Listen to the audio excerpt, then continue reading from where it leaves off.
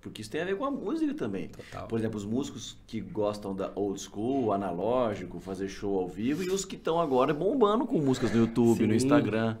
E essa é uma dificuldade que eu tenho, cara. Eu não consigo, sou travado. Nossa, dá pra gente falar muito sobre isso. Tá. Qual que é o...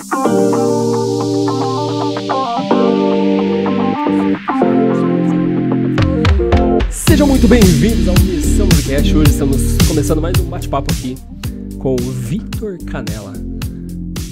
Seja muito bem-vindo, cara. Prazer estar aqui. Músico, Prazer. cara estiloso, dono de um sorriso. Olha o sorriso desse cara, velho. Seja muito bem-vindo. A gente já tava mó batendo papo aqui em off. Falei, não, vamos ligar isso aí, porque o papo tá muito bom, né? Tá legal. Inclusive, deixa eu agradecer os nossos apoiadores aqui, a Ju Rangel, a equipe aqui da Juliana Rangel Comunicação, que sempre nos empresta o espaço aqui pra gente fazer esta bodega acontecer. Muito obrigado, galera toda, Vitor, Carol, Ju e todo mundo.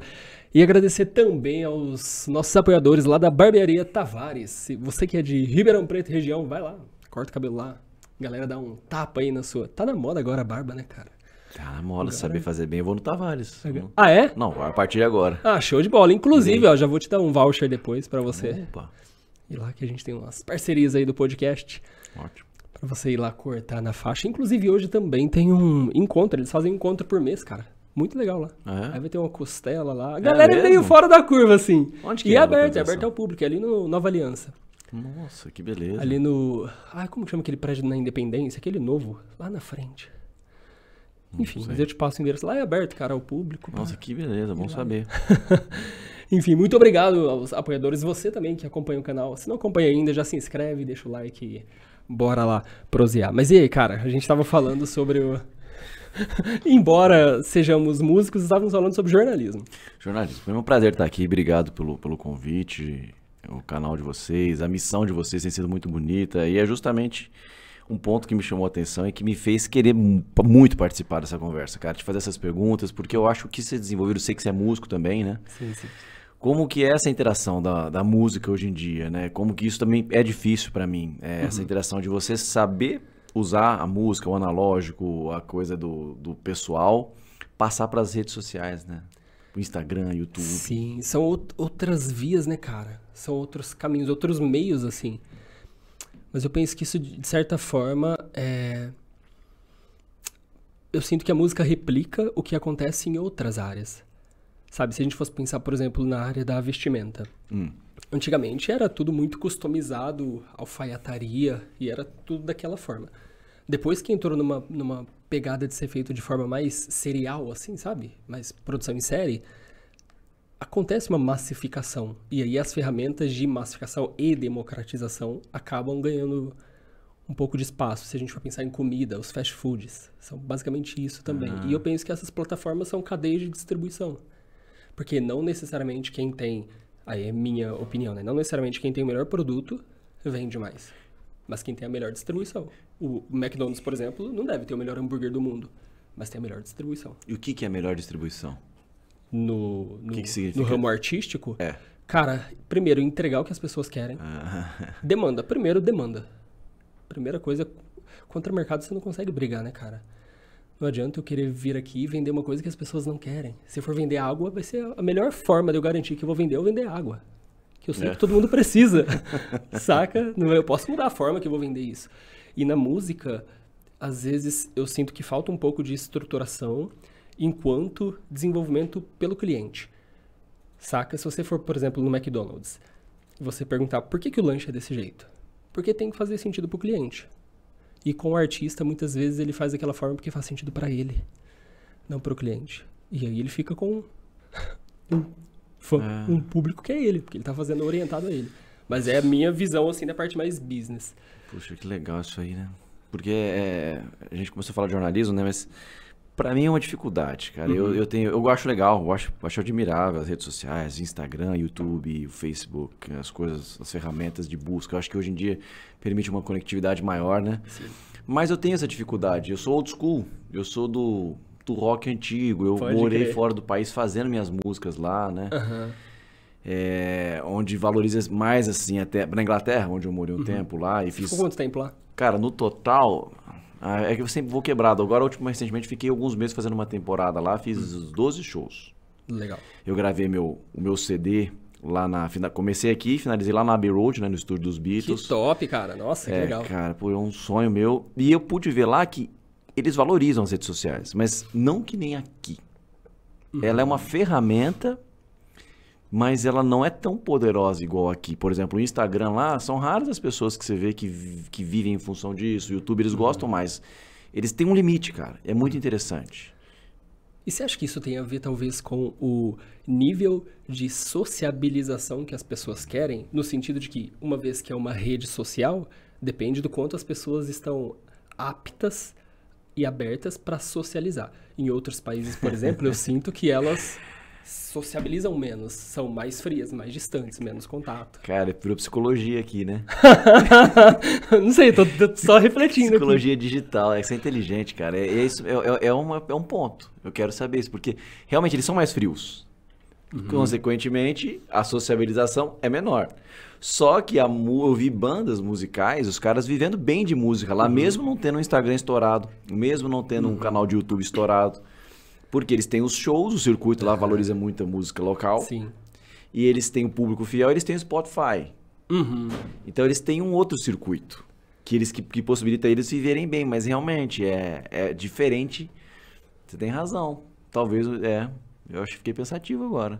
Não, eu também tô junto contigo. O brasileiro é mais aberto, gosta de conversar, gosta de... Exatamente.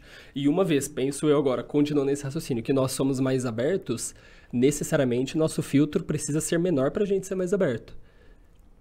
Se você vai conhecer mais pessoas, você topa conhecer mais tipos de pessoas. Porque se o teu filtro é mais fechado, você tem uma seletividade maior. Logo, fica mais fácil você ter uma música mais descartável, mais líquida, pegando Zygmunt Bauman emprestado no mundo contemporâneo. O polonês Zygmunt. Do que algo mais seletivo, como lá fora muitos países são, né? Cara, o papo tá mais legal do que eu imaginava. Nossa, sério, porque quando eu recebi esse convite eu fiquei feliz, porque eu conheço, né, o canal e fui me inteirar ainda mais. Mas eu imaginava que talvez a gente fosse falar mais sobre música, sobre as coisas mais quadradinhas, sobre esse álbum que eu fiz lá na Abbey Road, né, lá em Londres, dos Beatles, tudo bem, mas a gente tá passando na psicologia, porque você falou certo, o filtro diminui, certo? Então, é basicamente isso. A gente tem as suas opiniões. E eu tenho minhas opiniões que a música também é nisso, sim. Eu acho que tem muita porcaria, falando assim, com todo respeito a quem gosta, tudo que tipo, no meu gosto, né? Acho que tem muita variedade. Difícil falar porcaria, não é isso. Tem muitas músicas menos rebuscadas ou com filtro mais aberto. Sim, mas que elas atendem de maneira gostosa você ouvir também, né? Sem querer ser político. Sim. Não. Eu preciso pensar, preciso ser sincero, né? A entrevista é sempre sincera, né? Sim, não, mas eu peguei o que você falou. E eu acho que é no sentido de, por exemplo, quando a gente fala, o lanche do McDonald's é porcaria. Isso, mas a gente come, né? Exato, mas é porque no meio artístico o ego tá muito envolvido. E o artista pensa, e o público também pensa que a música é uma extensão do artista. Então você fala, cara, ouvir Anitta, a música da Anitta é porcaria. As pessoas já vão entender que você tá falando que a Anitta é porcaria, porque tem um ego mais... Acho que não tem tanto essa dicotomia entre o que é o produto e o que é o produtor. Tá, mas se você me falou que a gente topa baixar os filtros, então, de certa forma, a artista que você falou, ela também topou abrir os filtros. Exatamente. A música então ela não dela... preocupa muito com... Exatamente. A Anitta tá muito mais preocupada com marketing, com distribuição, com outras coisas. Alcance, que faz parte do negócio. Sacou? Ela tá muito mais preocupada com o negócio, com o business da Anitta, do que com a música da Anitta ter uma sétima maior, uma cadência, um 2-5-1, alguma coisa. Caralho, a Anitta não tá... Cara, que legal isso. E não que isso esteja errado, cara. É o negócio dela. Da mesma forma que o dono do McDonald's não tá preocupado com a tabela nutricional do Big Mac. Até porque pra mim é importante isso. Eu tô tentando encaixar a minha música, que são músicas autorais, né? Esse primeiro álbum inteiro em inglês, eu tô puxando pra mim, mas não tô querendo falar do ego aqui. Lógico que tem ego, né? Mas mas... É mais pra eu falar que justamente tá sendo um desabafo pra mim, tá sendo uma sessão de terapia aqui também, porque eu tô tentando ocupar justamente esse canal, que tá vazio, cara. Você pode ver, eu gosto muito de Beatles, de Bob Dylan, de Rolling Stones, dessa galera dos anos 60, 70, e parece que ficou um vazio. Hoje a música mudou bastante. Eu ouvi o novo álbum do Liam Gallagher, você ouviu? Dos Irmãos Dois, tá bem legal, mas tá bem diferente. Então aí o que você topa, o que você não topa? Será que vale a pena também você ficar sozinho, fazendo a música que você acredita? Ou será que vale a pena você negociar? Antigamente os Beatles eles tinham um diálogo, né? Que era One for Them, One for Me, né? Uma música pro público e uma pra eles que eles gostavam. Você acha que... Eu quero saber a sua opinião, que eu achei você profundo nas coisas, cara. O que você acha? O que você acha do momento atual, de tudo? Mano, penso eu que primeiro tem uma questão de dar sorte de ter o mesmo gosto das pessoas. Entende? Porque o One for Them pode ser também o One for Me. Sacou? Então, nesse âmbito, penso eu, por exemplo, que Anitta já tá quilômetros na frente. Porque ela faz o que ela consumia. Ela vem do Furacão 2000. Ela vem desse... do Rio de Janeiro, do funk carioca. Então, ela não necessariamente esteja fazendo algo que corrompa, saca? Uma dupla sertaneja. Muitos sertanejos universitários que vêm de, sei lá, vêm de outros nichos. Então tem duplas que o cara era professor, o outro era engenheiro, e eles se encontraram na faculdade. O que eles passam a vender é o que eles já consumiam. Então eu acho que existe uma sorte nesse âmbito de gostar de um produto que ele já é mais massivo, mais descartável, mais amplo, menos nichado. E o que define o gosto? O gosto sazonal, temporal, porque muda muito, você vê. Tinha o Elvis Presley, por exemplo, agora tá o filme dele, né? Nos anos 50, aquele tipo de música era muito boa. Aí veio a invasão britânica, o pop inglês, as coisas todas, o rock pop, mudou o gosto da música. Depois veio nos anos 70, final dos anos 70, 80, disco. Aí nos anos 90 veio o grunge, né? O rock and roll voltou com força. Aí, então, assim, o que você acha que define essa... Porque nós estamos numa... Eu vejo, né? Posso estar equivocado, mas... Eu vejo que hoje tem gosto, tem pra tudo, né? Mas o mais massificado são as músicas, né, que a gente já conhece, os grandes nomes. Mas o que você acha que define um momento? O gosto do momento? Cara, eu acho que tem uma outra pergunta que ajuda a chegar nessa resposta, que é: o que é a música pro ser humano? Por que a gente consome um artista? Por que a gente canta? A música é um canal de expressão, faz sentido? Eu não vou cantar aquilo que eu não acredito, que de alguma forma não fala das minhas questões. Saca? O que eu quero dizer é que talvez... por que o rock político ali dos anos 80, Capital e toda essa galera veio muito forte? Porque era algo que era uma demanda reprimida, social. Assim como... É verdade, assim como antes, né? O Chico, o Caetano, na época da ditadura militar. Exatamente. Hoje, agora que voltou esse lance da política... Agora de 2010 pra cá. Antes disso, El Chan, tava todo mundo cagando pra política. Saca? Pelo menos no Brasil e do que eu vi acontecer. Então não existia muita música nesse cunho político. O rap não tinha... O espaço do rap era mais falando sobre aquelas questões da sociedade. Entende? A hora que eu penso nisso, parece que fica mais fácil eu entender por que a Anitta falando de empoderamento feminino faz tanto sucesso. Porque é uma coisa que as pessoas estão querendo expressar. Nesse momento agora, tá. Exatamente. Não sei, na minha reflexão é que a música é um canal de expressão. Então, aqueles músicos que conseguirem ser um porta-voz das causas cujas pessoas demandam falar sobre, de alguma forma, vão representar mais pessoas, logo vai ter um público maior. Então a música também é um instrumento político, né? Total. E eu não sei como que é o teu gosto pessoal, mas pra mim isso é relativamente difícil, porque eu, como gosto pessoal, cara, nossa, eu ouço jazz. Então. Eu curto umas paradas assim. Então é muito mais nichado, sacou? Mas é igual livro, cara. É igual livro. Tem músicas que são livro, tem músicas que são meme de Facebook. O que vai ser mais compartilhado? O que tem mais gente consumindo? Então, eu queria falar sobre isso também. Agora eu perdi. Mas era sobre essa questão dos livros, de você fazer o que você... Então, o que eu vendo isso lá, de novo voltando para a Inglaterra, onde eu achei eles menos tecnológicos, onde eu achei eles mais preocupados com o dia a dia, não que nós não estejamos, mas assim, menos preocupados em socializar, igual você falou. Vivem bem com isso, sabe, assim, a questão de viver bem sozinho com o seu livro, com o seu Dickens lá, com Charles Dickens, com os livros deles, né, com Edgar Allan Poe, que é americano, né, mas eu vi isso me deu uma luz, porque a gente acaba também se sentindo pressionado para fazer o mainstream, não sei se você é assim. Sim, mas super te entendo, cara. A gente precisa também, né? Sim, mas... O artista, bem, a gente precisa de sobreviver financeiramente da música, do seu produto, né?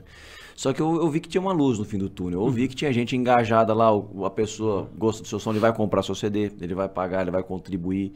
Eu gostei, sinceramente eu gostei. Eu não acho que aqui seja melhor nem pior, é diferente. Sim. Mas eu gostei de saber que o meu gosto musical é mais parecido com lá. Sim, sim. O melhor ou o pior, ele é sempre a relação entre duas coisas, né? Como? O melhor é relativo, ele é sempre uma causa ele é sempre uma via entre duas pontas, digamos assim. Por exemplo, tem música melhor? Tem. Melhor pra quê? Pra quem quer dançar, a Anitta é melhor. Tá. O melhor é sempre a ligação entre entre o objeto e o observador. E você não acha que os músicos, eles também, os artistas, qualquer um, eles têm uma responsabilidade? Por exemplo, quando você fala uma música, falando alguma coisa, um posicionamento falando alguma coisa, você não acha que eles, por serem figuras públicas, isso já tá na lei que teria, né? Uma responsabilidade, mas falando artística mesmo, você não acha que eles são responsáveis por outras coisas que a gente nem entende ainda? Quando eles topam abrir o filtro totalmente? Nossa, cara, aí o papo vai além num nível... Sim, eu super te entendo. Mas aí a gente precisaria de uma vez que são pessoas que de alguma forma estão provendo educação, seja ela educação social, ético, moral e ou política, para todo mundo, para a sociedade, nós precisaríamos de um crivo da mesma forma que existe um crivo para prover energia, para prover segurança. Existem concursos para isso, sabe? Existe o sistema é organizado pro crivo daquilo que vai ser um produto massivo e social. Se a gente entende o artista enquanto um influenciador e Influenciador. Isso. Um influenciador e um construtor do pensamento coletivo, por mais que eu tenha vários adendos com regulamentações e estatização das coisas, mas de alguma forma você precisa de um crivo, porque alguém vai ter que decidir o que é melhor para a sociedade. Porque, inevitavelmente, esse artista vai ter um posicionamento político. Porque ele é uma pessoa, antes de tudo. Tá, e agora outra coisa. Você acha que todo mundo tem uma formação política suficiente pra dar opinião, cara? O que é uma formação política?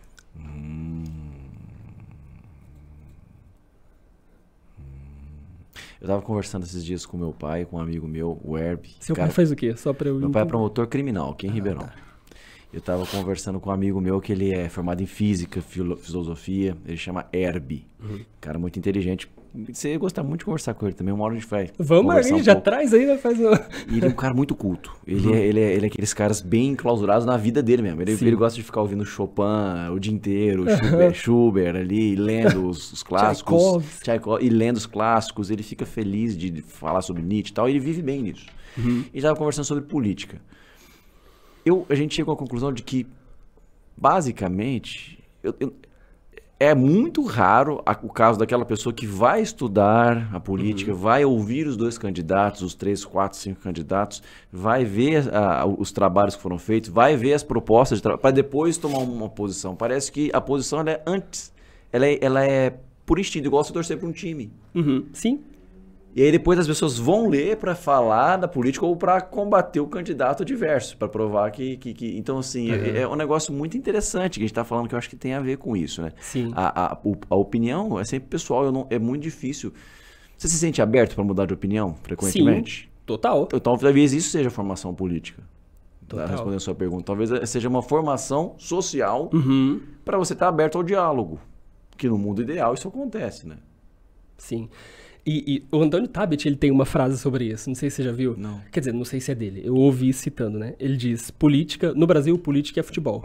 Ah, é? Futebol é religião, e religião é política. é um Caraca, completo. Melhor definição. É interessante, porque parte de uma decisão íntima, injustificável. Cara, nossa, há um tempo atrás, eu tava conversando com uma moça, quando eu tava solteiro, inclusive, isso foi... Casado? Hoje eu namoro. Esse tipo de conversa, cara, me fez perder muito date, muito rolê. Vamos lá, eu acho que eu tô nisso aí também. Mas eu tava conversando com uma moça, super gente boa. Nossa, é que só pra fazer uma adenda, a gente vai ficando velho, Gui, Gabriel, a gente vai ficando mais verdadeiro, a gente vai falando mais das verdades, Sim. aí a situação vai... Exato, e você vai parando de querer agradar o outro. Nossas, né? Isso, pra falar o que a gente pensa. Mas enfim. E aí, o que você falou? E aí a gente tava conversando, ela falou assim, e aí, o que você acha do Bolsonaro? Eu falei, cara, que pergunta boa. Falei, não conheço o Bolsonaro. Ui, boa resposta. Eu não sei o que eu acho do Bolsonaro. Ah, mas o que você acha dele enquanto presidente? Aí eu falei, quais são as atribuições de um presidente? O que o presidente tem que fazer? Eu sei que um professor tem que fazer. Assim eu consigo julgar quão próximo ele tá ou não do gabarito. Aí eu falei, sinceramente eu não sei quais são as atribuições. Eu não sei nem a diferença de um chefe de estado e chefe de governo. Acho que eu preciso estudar mais pra te responder isso. Aí ela ficou muito puta porque ela só queria que eu criticasse ou elogiasse, né? Exatamente. Bom, mas então, mas aí você tá falando, então você acredita numa formação política? Total. Cara, eu acredito em consciência. Gabriel, por que você veio nessa vida? Pra ajudar as pessoas a terem mais consciência. Em qualquer nível. Eu concordo, que bom, bonito isso aí. Em qualquer nível. Ajudar. Inclusive que ajudando as pessoas a gente se ajuda também, né? A gente vai, a gente vê, a gente aprende, né? Sim, até porque aí entra no outro âmbito espiritual, mas sei lá, cara, eu penso que no final das contas a gente é... Essencialmente a gente é um só. Bonito. A gente tá aqui enquanto indivíduo, enquanto aquilo que foi separado, aquilo que não é mais divisível, indivíduo, né? Mas eu acho que se existe um plano espiritual... Eu não sei se eu acredito nessa parada de que existe um Deus que vai... Não, cara, eu acho que a gente é tudo a mesma essência, a mesma coisa que... Por alguma razão a gente está indivíduo, mas a gente é um ser único, uma unidade. E a hora que eu penso em ajudar o outro, é também, inevitavelmente, uma forma de me ajudar. Mas aí é um âmbito mais político. Que política é religião e futebol.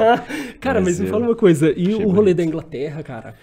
Como que você sente, assim, de diferença, de forma cultural ampla, assim, não só na música? O meu objetivo como artista, assim, eu sou advogado de formação, estudei também filosofia, mas não me formei, música, me formei e me pós-graduei também em atuação, em direção, cinema, teatro. Que legal, cara, nossa, que massa. Não, cara, e aí a música, ela pulsa, né, então eu fui, meus grandes ídolos, meus grandes heróis são os Beatles, né, e aí eu decidi nesse primeiro álbum meu, ir pra Londres, eu tinha morado na Inglaterra, Estados Unidos. Decidi ir pra lá e finalizar meu álbum lá na Abbey Road Studios. Beleza.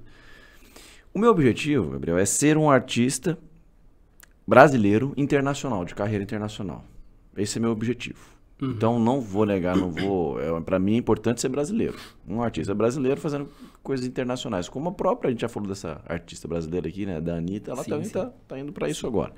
Temos outro exemplo, o Rodrigo na atuação, né, gente, no cinema. A gente tem o Rodrigo Santoro, tem o Wagner Moura, essas pessoas que tem a Sônia Braga, provavelmente a maior de todas, né, fora. Zé Padilha, que de alguma forma é o que produziu, tá chegando lá. Sim, do cinema a gente conseguiu ir mais além. Com a música, nós tivemos o Tom Jobim, né, que basicamente foi ele que... coisas do Frank Sinatra, regravar e tal. Mas o meu objetivo é isso. E eu tento me colocar sempre como um brasileiro fazendo carreira internacional. Tenho um show agora pra voltar lá pra fazer de novo. Consegui construir uma base lá em Londres. Que massa, cara. Então assim, eu consigo ver um pouco dos dois mundos. Como eu disse, pra mim é muito difícil ainda. Tô com vocês, pessoas competentes que nem você, a Ju, a Ruth Salles, pessoas que nos ajudam a entrar nesse meio, a você conseguir se mostrar um pouquinho mais, porque eu sou um pouco old school, eu sou um pouco low profile, eu não fico tão à vontade, embora eu seja ator, mas de expor a minha intimidade no dia a dia, sabe? Eu sou, é uma coisa minha, não sei se tá certo ou tá errado. Mas você sempre foi assim, ou isso mudou com o tempo? Sempre fui.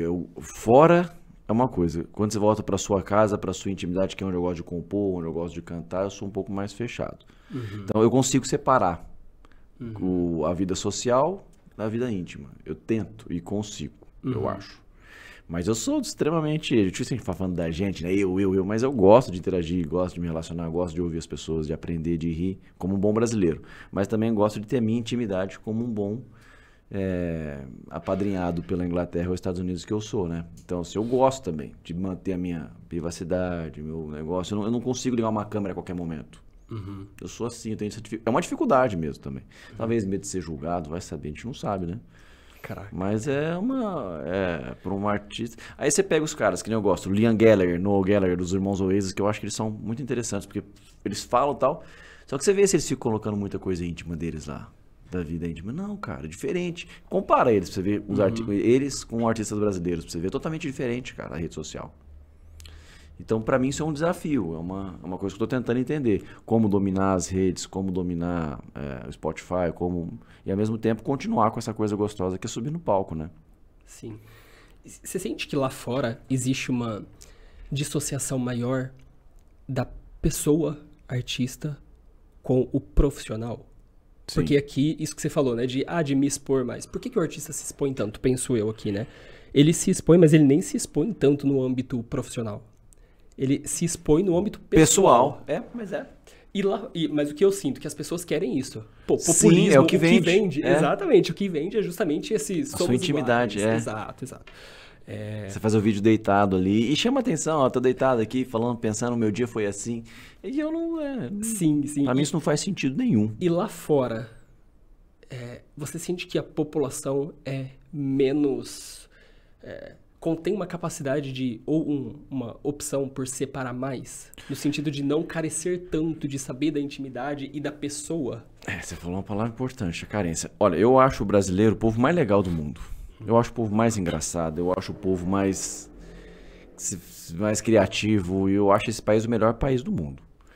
E isso dito, eu acho que a gente tem alguns problemas também de fronteiras, de respeitar a opinião do outro, respeitar o posicionamento político do outro, de respeitar o time, bate boca o tempo todo, briga, então sim, que também é o nosso sangue mais apaixonado. E, consequentemente, nessa questão pessoal. Eu acho que lá, na Inglaterra em especial, também é um país maravilhoso, mas eu acho que eles conseguem diferenciar mais. Respeita-se mais a intimidade, respeita-se mais. Se você não puxar papo, a pessoa não vai vir. Então fica dos dois sentados, um lado do outro. Se você não olhar na cara dela e falar, hi, how are you? Ele não vai puxar o papo, né? Mesma coisa. Então, assim, eu acho que eles têm uma coisa lá, o europeu, de ser mais fechado e de saber separar mais o artista da pessoa. E lá, por exemplo, as pessoas querem saber o teu posicionamento político enquanto artista? Muito menos. Muito menos. Caraca. Muito menos. Eles querem ver o que você tem pra dizer ali no palco. Eles prestam atenção na sua letra, na sua música, na sua performance. Querem saber o que você tem pra falar. Pra eles ali é o ato político. E aqui é nisso que me bate. Eu tô preocupado em subir no palco ali pra tocar pra eles, pra falar da minha música, do meu sentimento, que isso pra mim é mais importante do que um posicionamento político. Às vezes a gente não sabe o que a gente quer. Você fala, mas o John Lennon que se posicionava, sim, se posicionava muito politicamente, mas ele mudava, cara. Ele apoiava o cara de ultradireita, depois de esquerda. Ele mudava e foi uma opção dele ali, porque também era um momento de guerra, né? A gente tava numa guerra ali, nos Estados Unidos com o Vietnã, então assim, é um momento de muita repressão. Aquele escritor brasileiro que eu gosto muito, daqui a pouco eu lembro dele, eu vou lembrar dele que trabalhava com Elisa, ele falava assim, tem hora que você não tem como você não ser oposição. Tem hora que você não precisa ser oposição, cada um de um jeito, né?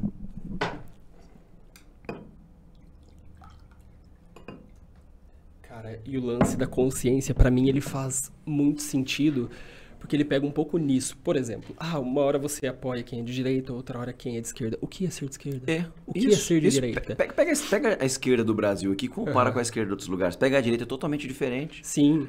Porque diferente. Se você pega, beleza, isso veio lá de Revolução Francesa, fica mais fácil você compreender. Os jacobinos, exatamente, lá das assembleias, mas ok.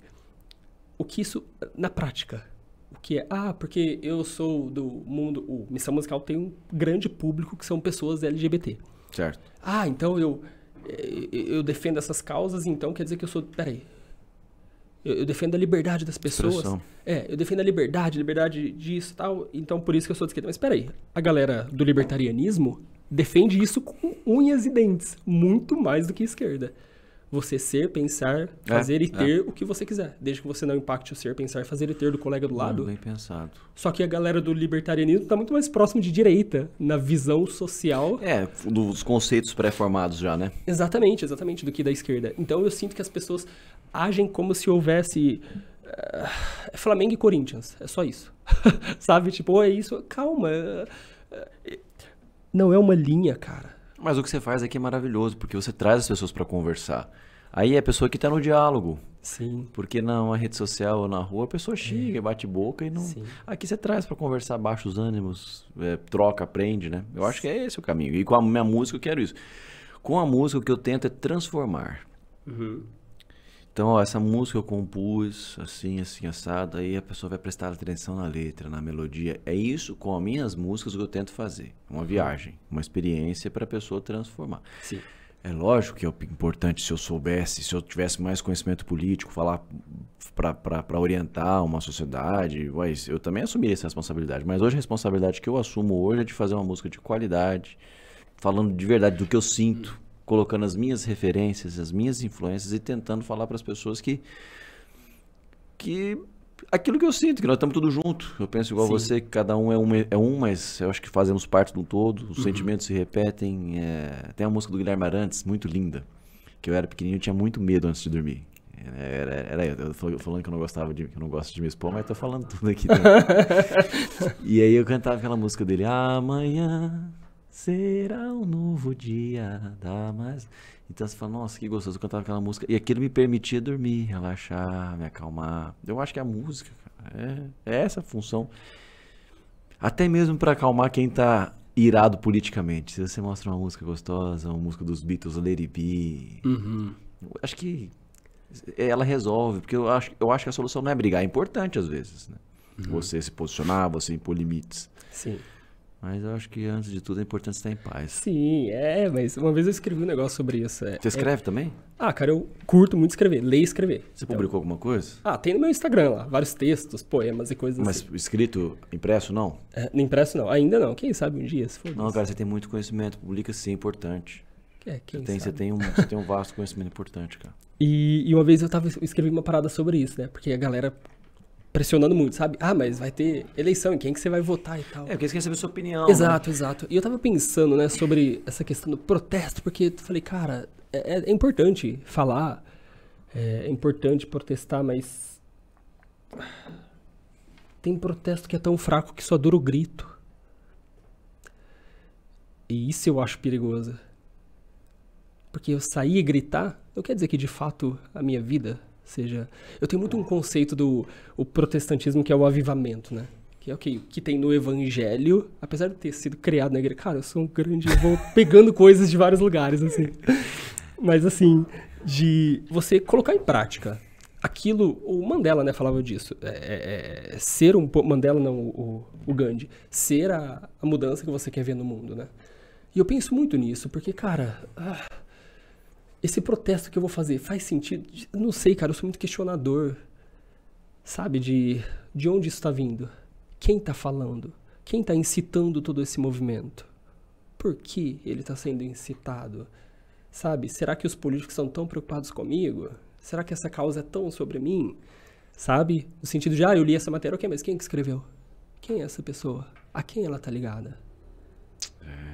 Nossa, não vamos falar de polêmica? Bora lá! O negócio do... a gente virou uma coluna de fofoca também. Não, cara. Aquele negócio do Leonardo DiCaprio, que saiu ontem, que ele terminou os relacionamentos. As namoradas dele nunca tem mais que 25 anos. Você tá por dentro disso ou não? Não tô. Leonardo DiCaprio, um dos atores mais famosos da história aí, né? E mais premiados, ele tem uma questão que ele só namora... As namoradas dele, coincidentemente, se repetem e não passa 25. A moça acabou de fazer 26 e ele terminou recentemente. Tava namorando, tem um monte. E aí um monte de gente falando sobre isso. Uns rindo, outros criticando, outros falando que é doentio, outros falando que é genial, outros falando que é promessa. E aí eu não sei como me posicionar. Eu achei divertido ler um pouco de tudo isso. Mas é o que você falou, por trás... Você acha que existem opiniões autênticas mesmo? Hoje em dia? Ou sempre tem uma opinião atrelada a alguma opinião? Nossa, cara, eu acho que isso é muito legal. Autêntico significa que é de autoria, né? Que é autônomo, que a norma, a autonomia, que a norma está sendo feita pela própria pessoa. Uma opinião autêntica, ela tem que estar vindo de mim do que sou. Mas aí entrou outra pergunta, o que eu sou? O que sou eu se não a soma dos nós que cultivo? Existe essa dissociação plena, perfeita do que sou eu? No sentido de que, por mais que eu vá me posicionar de forma A ou B em determinada situação, eu só vou me posicionar a partir daquilo que eu trago de bagagem. Mas o que eu trago de bagagem não é mais eu, é um nós infinito. Do que me proporcionaram, de quem me ensinou, de com quem convivi. A autenticidade em si, por mais que eu gosto muito disso, por mais que eu goste, mas eu penso que ela é um pouco... É como se fosse uma miragem, assim, sabe? Um utópico, assim, uma utopia pra você seguir, mas que no final das contas... Será que alguém consegue ser totalmente autêntico, totalmente imparcial? Mas é muito difícil, né? Total, cara. Imparcial significa falar uma coisa, tal. Será que alguém consegue falar só o que pensa? O que sente verdadeiramente? Essa pergunta é boa. Um amigo meu, um melhor amigo, um dos meus melhores amigos, ele é terapeuta, Paulo, Dr. Paulo. A gente estava conversando sobre essas questões, né? Um bate-papo tipo que há uma linha psicopedagógica que fala que a gente sempre faz alguma coisa para alguém. É sempre para alguém. Caraca, que legal isso. É sempre para alguém. E eu fico pensando isso nesse...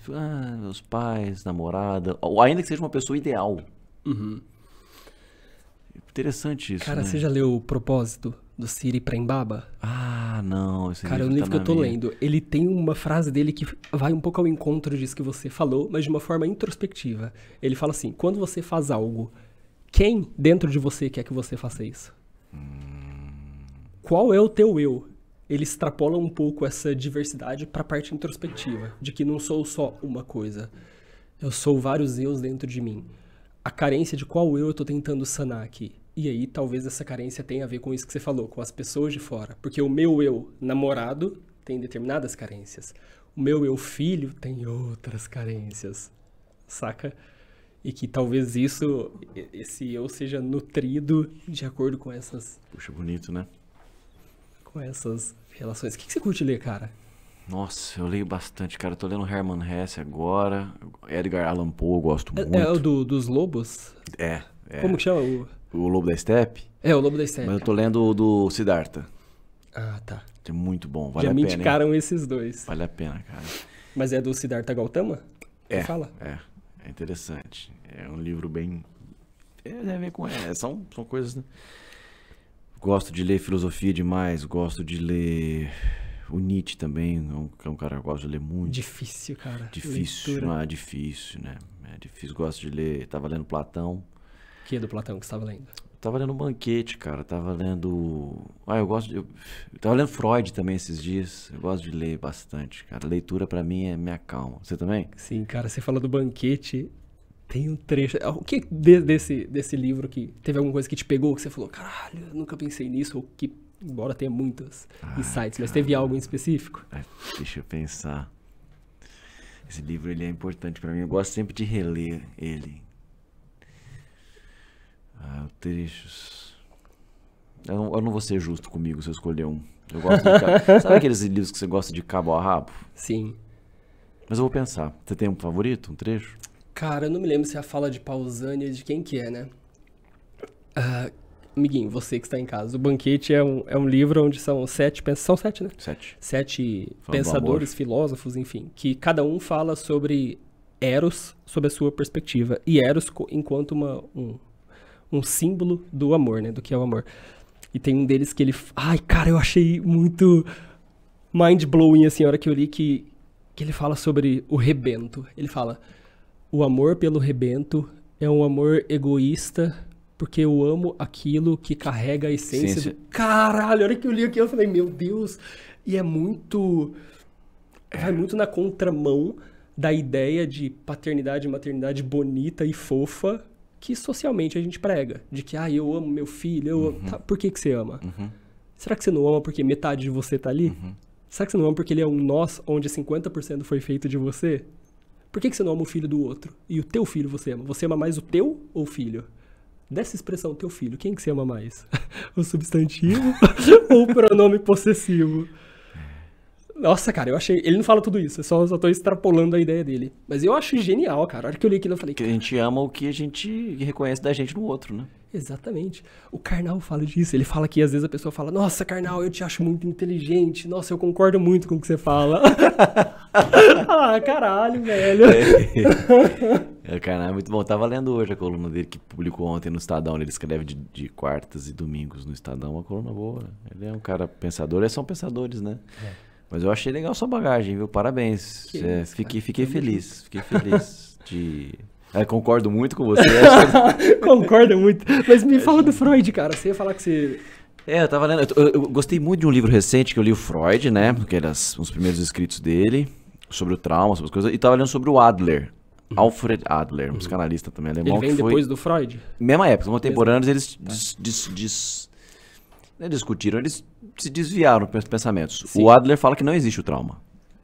E é isso que estava interessante, né? O Freud, basicamente, lógico que é muito mais amplo, mas ele estava falando de formas de você identificar o trauma, reconhecer o trauma, se apropriar disso e curar, né? Tratar. Sim. A psicanálise, a importância da psicanálise.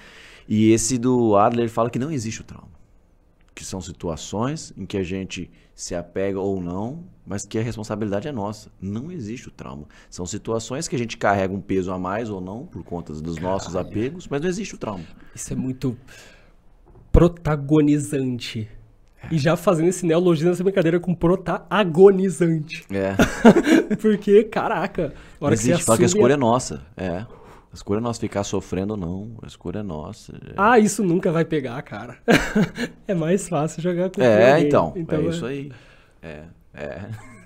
Mas, caralho, é muito verdade, foda. lê esse livro, Adolf Adler, A Coragem de Dizer Sim. Acho que é isso. Caraca. É muito Sartre bom. também tinha uma pegada um pouco mais assim, né? De você ser o protagonista. Responsável por tudo. Assumir a responsabilidade das coisas, né? Sim. O existencialismo. Pensando até uma junção, talvez, entre os dois. Beleza, o trauma é o que me ocorreu, né? Mas o que eu faço com o que me ocorreu é de minha responsabilidade. E eu tava refletindo outro dia sobre isso. Por que a gente cultiva as dores que a gente cultiva? Mas aí você vê os grandes pensadores, escritores, pintores românticos criando obras-primas maravilhosas com o sofrimento, com as dores. Ou seja, não são importantes também? A dor é importante, né? Pra caralho. Ela faz você criar. Sim. Quantas músicas eu não compus na dor de uma rejeição, na Sim. dor de uma perda, na dor de um amor ideal, né? A dor é importante, então. E aí, como é que faz com isso? Total. A dor é muito profícua, né, cara? E ela é uma ponte para um estado expandido do que sou hoje. Um músculo, hipertrofia é isso, né?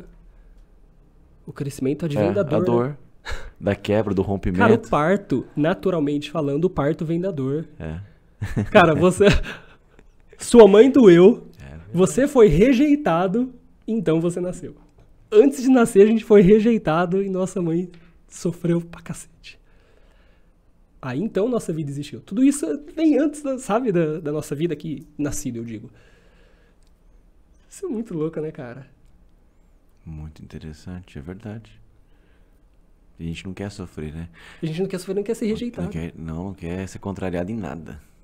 E a gente é assim. Sim. E esse livro fala um pouco disso, porque ele fala que... Qual? Do Siri Prembaba, Tá. O Propósito. Tá.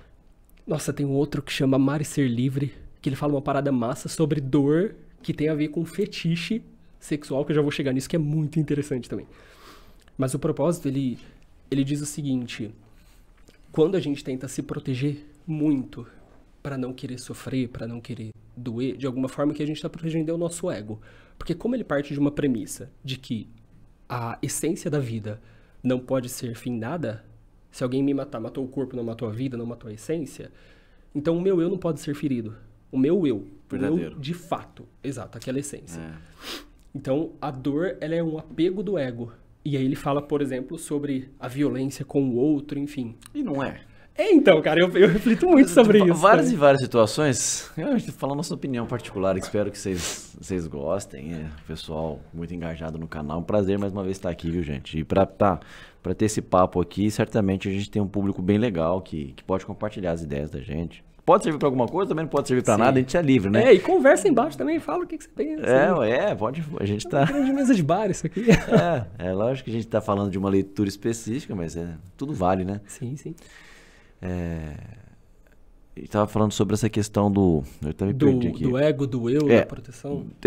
Várias e várias situações, você já passou por aquela situação, puxa vida, não precisava ter brigado, eu nem queria brigar. Mas eu briguei porque... O outro gritou comigo, ou porque me contrariou, eu achei que tinha... Então a minha pergunta é, às vezes é importante pôr um limite? Onde que, pra mim, né, das minhas premissas, é importante você ter limite. Porque senão ninguém sobrevive aqui. A gente tem um limite. Sim. Tem um limite, então a gente tem nossas necessidades básicas. Sim, total. Então eu acho que a gente tem um limite. Tipo, as pessoas que não podem invadir. Você tem a sua necessidade de dormir, de tudo, Mas qual que é o limite qual que é o limite, né? Qual que é o ponto entre você conseguir estabelecer o seu limite e você não ter que sair de si para estabelecer o seu limite? Sim, sim, sim.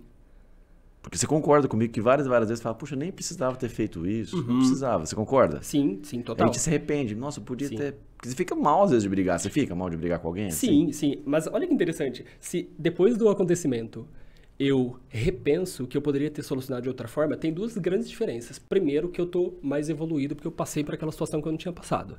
Então eu consigo olhá-la, esquadrinhá-la com um maior número de ângulos, uma vez que eu já tô no futuro, ela tá no passado. Esse é o primeiro ponto que penso eu. É como você tomar um pé na bunda pela segunda vez. Você já sabe como é, sabe? Já não tem mais o sofrimento de não saber dar nome à dor. Você não dói mais dobrado por doer e não saber o que dói. Sabe? Certo. Esse é o primeiro ponto. E o segundo é que o nosso estado emocional é diferente, né?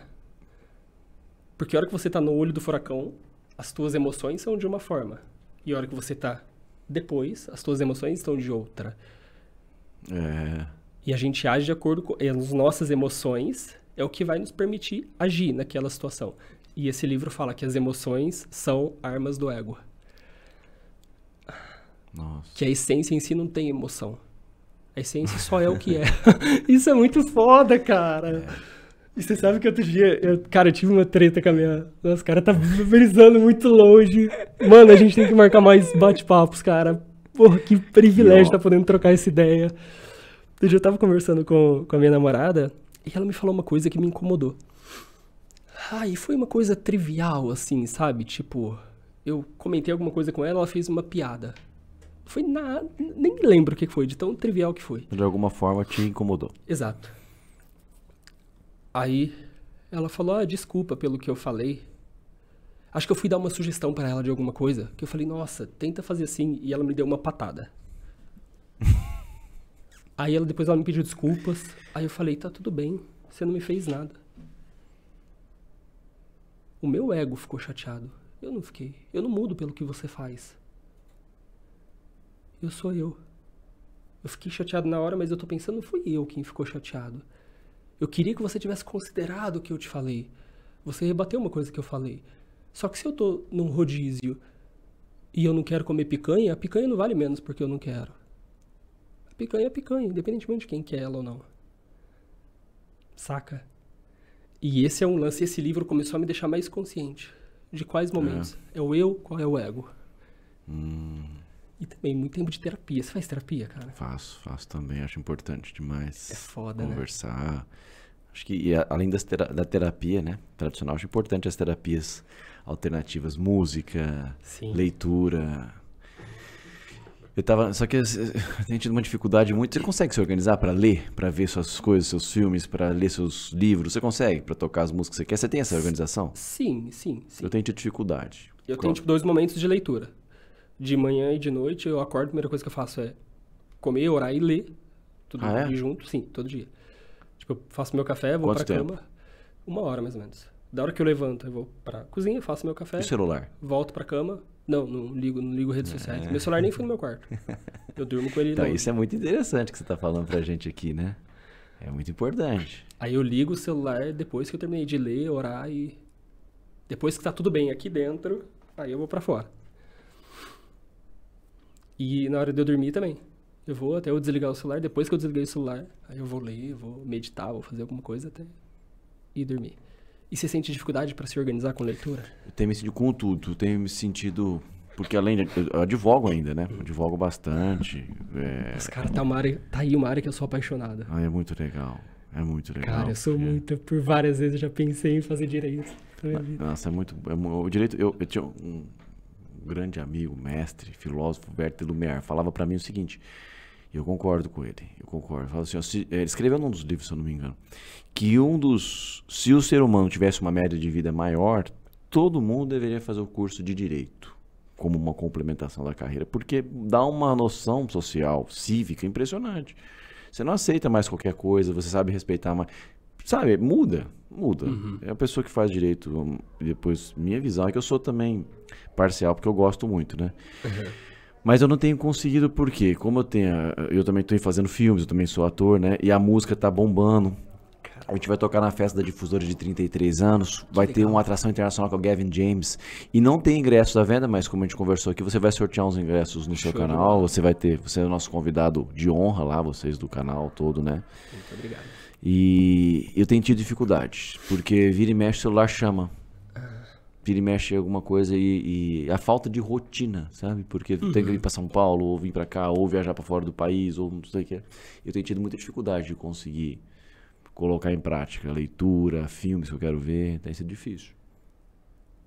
Que bom que você consegue, vou fazer isso. Cara, mas acho que a demanda é muito grande, acho que pra todos nós, né? Tem que saber como você domina isso, né? Sim. Começar, cara, de notificação. Eu tirar as notificações. Sei lá, meu celular não tem notificação. Porque senão, cara, é só demanda externa, né? Não, é importante, eu vou fazer isso. E a gente acaba não olhando a demanda interna, ou olhando com menos frequência. Aí tem um psicanalista alemão, acho que é suíço, eu preciso ver, saiu na Super Interessante, falando que se Bach fosse vivo hoje, o compositor, Sebastian Bach, provavelmente ele não, acho que foi, ou Mozart, foi de Mozart que ele falou, provavelmente não teria tempo para compor as peças que ele compôs, não teria tempo. Porque a gente não tem tempo também, né? Sei lá. Você vê a vida hoje em dia sem celular? Se eu vejo? Algum sujeito que não tem celular? É possível viver ou ele ficaria totalmente ilhado?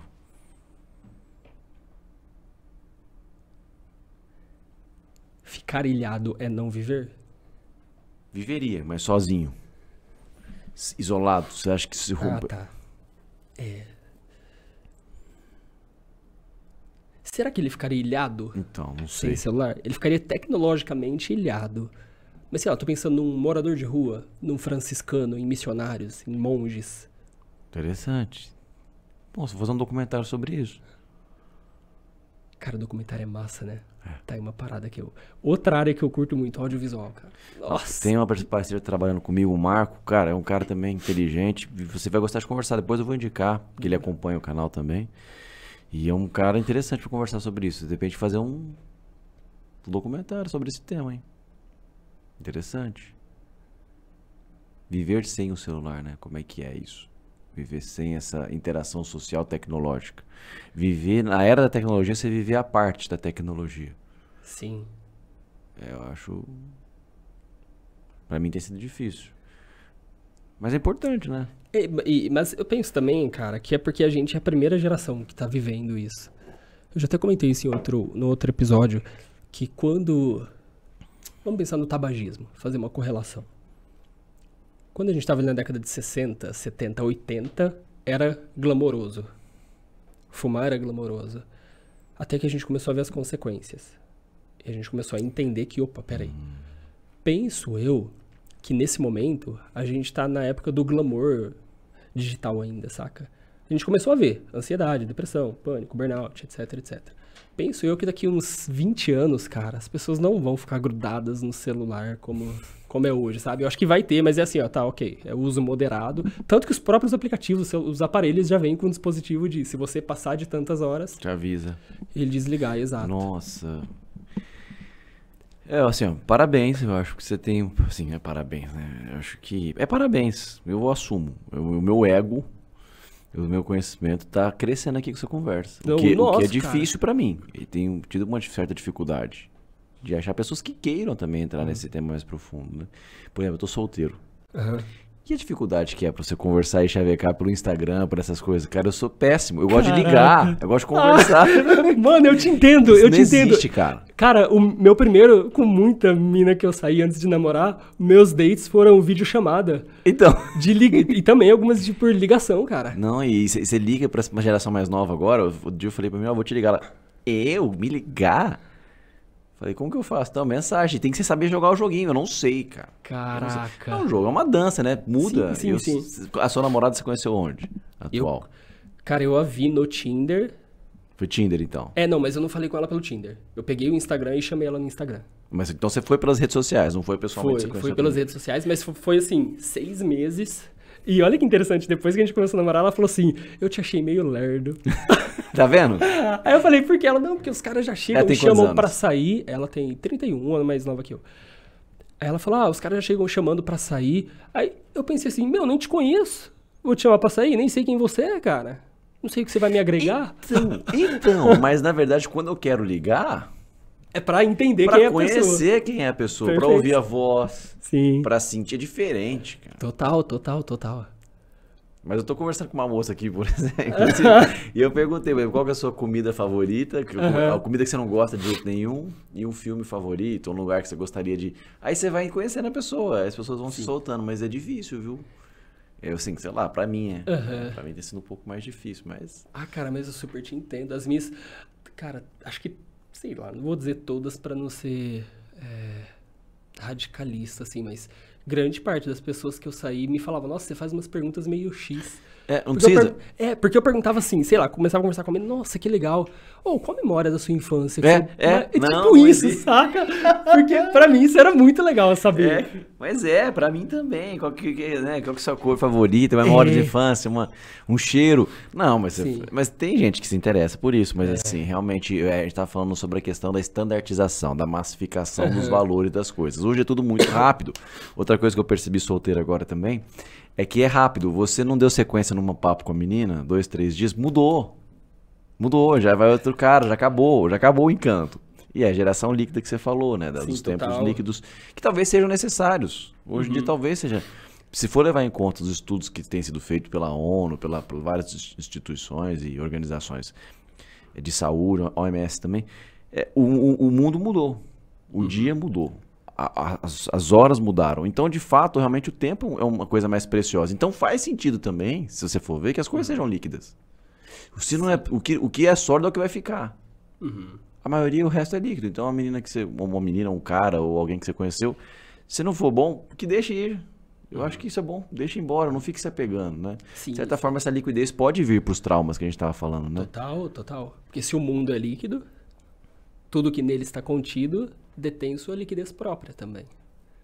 Como? Se o mundo é líquido, como o Zygmunt Bauman fala, da sociedade do mundo líquido, isso quer dizer que o que está dentro do mundo é tudo líquido. Os traumas e as coisas negativas também então, podem ser. A gente tá falando bastante de filosofia. Que bom que eu li um pouquinho antes de vir. Não, cara, mas ixi. Mas e a música? Me fala, o que você acha?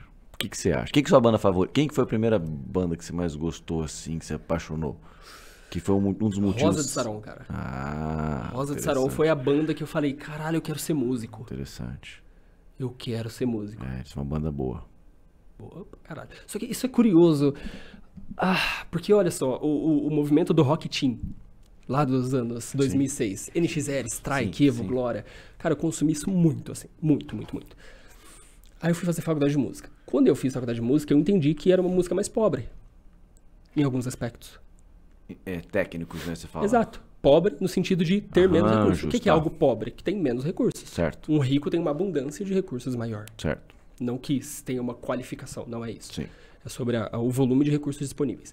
A hora que a gente analisa tecnicamente, se eu pego o NX0 e essa galera, tem muito menos recursos musicais, sabe? A hora que eu penso em recursos melódicos, composição... Acordes, derivações. Exato. Do que se eu for ouvir Bach. Harmonia, sim. Do que se eu for ouvir jazz. Sim. Caralho, tem infinitamente menos elementos. Nem menos recursos, menos elementos. E aí eu comecei a entender que a música não necessariamente ela servia ao meu intelecto. Ela servia pra saciar outras Ela coisas? servia às minhas emoções. E as emoções não estão preocupadas em serem inteligentes ou serem qualquer coisa. Aí você respondeu um monte de coisa, né? Então eu consigo, por exemplo, eu ouvir Roupa Nova. Eu falo, caralho, Roupa Nova é bom pra cacete. Sim. Os caras são muito bons, bons. Quando eu fiz faculdade de música, eu falei, caramba, uma banda que eu curto é boa. Só que eu ouvia os Travessos. Ouvi muito. Aquele pagode erótico dos anos 90. Né? Ouvi muito. E aí, a hora que eu entrei na faculdade, falei, caraca, não é tão elaborado. Mas ainda assim, me agrada. Saca? Que é o que a gente volta no lance da comida, cara. Chocolate é gostoso. Por que você gosta? Por que você não gosta? Chocolate é gostoso. Não importa que faça mal, que não seja nutricionalmente bom. Sabe? Tá, mas vamos lá. Os Beatles, que são vamos falar deles de novo. Era um chocolate gostoso, mas saudável. Por exemplo, você pega Eleanor Rigby, que é uma música que tem arranjo de cordas, cara. Sim, É uma música que tem letra, tem conteúdo, tem melodia, tem estrutura, tem harmonia e tem intelectual. E aí? Eles estão falando, por isso que eles são tão importantes, entendeu? Pra mim, pra música. Você pega uma música em Yesterday, você viu acordes derivados, importante, a cadência diferente, cordas, nossa, diferente, something. Então, pra mim, eles são tão importantes porque eles conseguiam colocar música clássica do rock com popularização. Eu super te entendo. Por isso que eu gosto tanto deles. Né? Super te entendo. Mas aí eu penso, quem disse que nós estamos indo em direção à saúde? A sociedade hoje é mais ou menos obesa? Não sei. Eu também não tenho esse dado. Mas eu tendo a pensar que se a gente voltar em... Sei lá, não precisa voltar tanto. Se a gente voltar em Cristo, eu acho que a gente andava mais. Eu acho que a gente tinha o físico mais bem preparado. A gente poderia morrer antes por uma série de outras razões.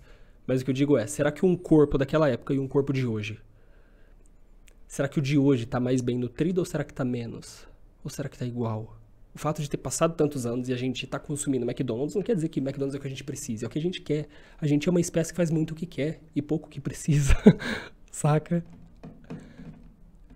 E nossa, isso aí a gente extrapola para outras N coisas. Porque um cachorro, um bichinho, ele tá preocupado com o que ele vai comer hoje e foda-se. A gente tem uma outra visão de... É a consciência que você falou. Tá, eu tô tentando não ir pro julgamento, pra falar, isso é uma porcaria, o que eu gosto é que é o bom. Não.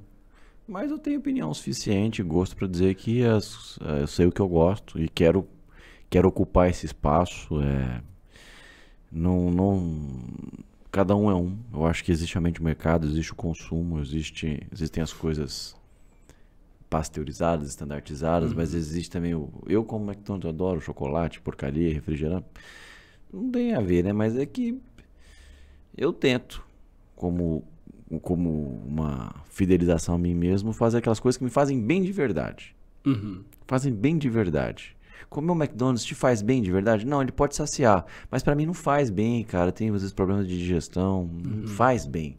Comer muito chocolate faz bem? Não, um pouquinho só. Sim. Entendeu? Não sei, eu tô tentando fazer a música que me faz bem de verdade. Eu tava ouvindo Schubert agora, por exemplo, Serenata. Bom demais, me faz bem de verdade. Eu ouço os Beatles, eu ouço coisa nacional que eu gosto muito, por exemplo. Eu tava ouvindo Lobor, tava ouvindo Beto Guedes, Sal da Terra, Amor de Índio. Então são músicas que me fazem bem. Eu procuro, sem julgar, sabe? Pra mim isso é o principal. Mas reclamar é fácil, né? Fazer é difícil, Sim. por isso que eu tô tentando fazer música. Fazer as coisas que eu gosto. Eu espero que você goste das minhas músicas. Depois Nossa, eu te cara, eu mostro tô muito curioso pra uma ouvir. estrutura. Eu vi algumas coisas no Insta, mas vi pouco. Quero ver mais. Não, eu quero que você veja. A gente tentou. Nesse primeiro álbum, a gente tentou colocar a sonoridade inglesa, britânica, mas com arranjos dos mineiros. Clube da Esquina, você vai ver. Tem uma música que chama foda. For Show in Me, que ela tem, você vai ver, os acordes tem diminuto, tem tudo que é difícil na música pop, se você for ver, né? O baixo andando, acorde com nona, com 13ª, é super legal, cara. Você vai gostar. E na outra música também, que chama Around, eu vou te mostrar depois. Tem um interlúdio ali que a gente faz uma homenagem ao Milton Nascimento, porque é tão Milton ali, cara. E em inglês, cantando em inglês. Eu mostrei isso na gringa pros caras, os caras gostaram. Foi diferente. O que é isso? Você é brasileiro? Eu falei, sou. Aí eles gostam. Músico brasileiro. Então Mas legal essa ponte, hein, cara? É isso essa que eu tô intersecção entre os dois mundos. porque tem muita coisa boa aqui. Não é porque eu gosto mais dos Beatles ou da sonoridade, eu gosto mais da melodia de fora. Mas aqui tem muita coisa boa, cara. Não sei se eu gosto mais, você parar pra pensar. Tem esse Slow Borges, tem o Djavan, que eu gosto muito, Milton Nascimento, Tim Maia, tem muita gente boa aqui, cara. Eu não sei não, viu? É que eles são minha primeira influência, né? No momento de mais dor, de mais angústia, na minha adolescência, eram eles que eu recorria. Os de fora. Os Beatles, principalmente. Você cresceu ouvindo Beatles. E o inglês pra mim era mais gostoso, cantar, ouvir. E quem que te colocou pra ouvir Beatles? Olha, meu pai, né? Meu tio, meu pai principalmente, eu lembro de ouvindo, mas... Teu pai não toca? Ou toca? Não, é musical, mas não toca. Mas se ele precisar de alguma coisinha, ele vai, sabe, se vira ali. Mas acho que eu lembro sozinho de assistindo aquele filme Curtindo a Vida Doidado, Ferris Bueller, você lembra? Eu conheço o título, mas que ele nunca mata um assisti. dia de aula e aí pra ficar com os amigos, o filme de 1989, um filme muito bom, muito legal. Não, do ano que eu nasci, 86, eu tenho 36, 86. E aí ele fala, ele canta, eles fogem da aula pra matar um dia de aula. Ele fala que a vida é muito curta, se você não parar pra viver ela de vez em quando, você vai se arrepender no futuro. Então é um menino que mata a aula no colegial.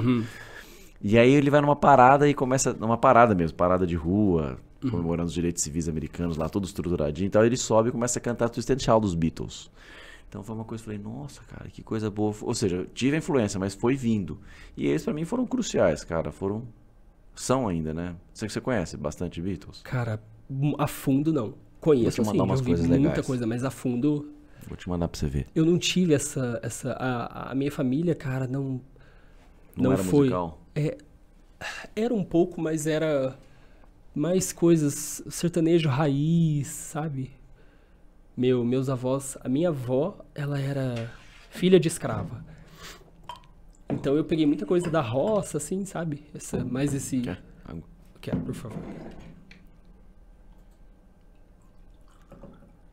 Obrigado.